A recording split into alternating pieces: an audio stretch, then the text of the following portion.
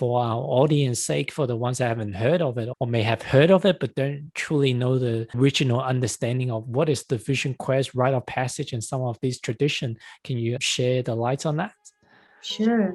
So when I look at different cultures across many different traditions and countries and continents, what I notice is that there's always a series of rites of passage that happen that ignite the capacity of the individual. And for me, I think it happens on the same pattern as the golden mean. Everything grows on this pattern of the golden mean, the Fibonacci sequence. And when we look at those ages, it goes 1, 1, 3, 5, 8, 13, 21, 28, sorry, not 28.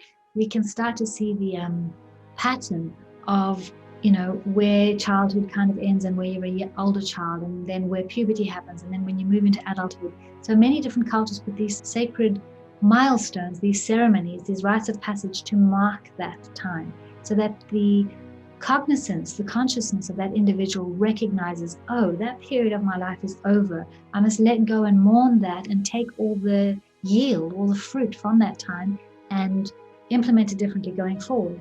So, for example, puberty is a particularly important one, and boys and girls might go out in their separate groups into the wilderness and undergo a really trying rite of passage where they have to undergo physical hardship, hunt for themselves, build their own home.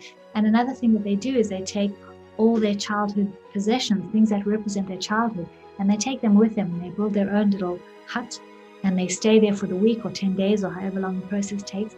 And when they've completed and they're now inaugurated and they've been taught what it is to take on adult responsibilities, how you make love, how you have children, all these important things as they're about to move into their older teenagehood, they then have to leave that hut that they've built and all their childhood belongings, and they set it on fire and they walk back to the village without looking back. Now that's a very powerful ceremony that instructs the psyche that part of your life is now over. You now have these responsibilities and everything that you've been training in, and you've got these elders around you showing you how to do it, and you've left that part of you behind. So there's a genuine passage of mourning, of letting go, and then of moving clean and clear anew into the next phase of life.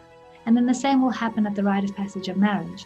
You mourn your singlehood, you mourn your younger years, you mourn everything that was, living in your parents' house, moving about the world the way you did, because now you're entering a new passage. And there's something very important in that mourning and grief and letting go, because it's very cleansing.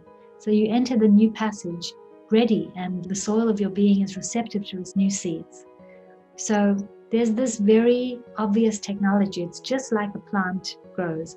And we know when a plant reaches a certain point, that's when we need to prune it. And then the growth for the next phase is more fertile and delicious and fruitful. So the same is true of a human. If we prune ourselves at the right time, especially around adolescence, when that fire is coming and the hormones are there and this new bustling energy, it's like that time just before the spring, that energy is about to burst. If we prune the plant right there, it'll redirect the energy to become especially potent. In a culture like ours, where we ignore that important rite of passage and that important time in a person's life, that fire energy, which could be really good medicine, has nowhere to go, and so it ferments and turns into anger or disobedience or all the things that we think teenagers naturally are. For me, that's an uninitiated teenagehood. It's not naturally a teenager. That fire that comes with that time of our lives is really useful for burning down the old of a culture and renewing what needs to be renewed, and challenging the chief by showing them what's out of line. And that really keeps refreshing the culture and keeping it new and bustling and appropriately responding to its environment. When we lack those initiations, we don't harness that fire, and we don't ignite the foundation of our being to grow into wiser adulthood. So if we don't ignite our leaders with that level of channeled fire in the right way, and channeled wisdom in the right way, and channeled responsibility, we've got people at the helm of our culture and our countries and our corporations who are uninitiated, which is why we find ourselves in the place we do right now. Initiated leaders would never treat the world the way our culture has treated it, because our culture has forgotten that we are one and the same with the world.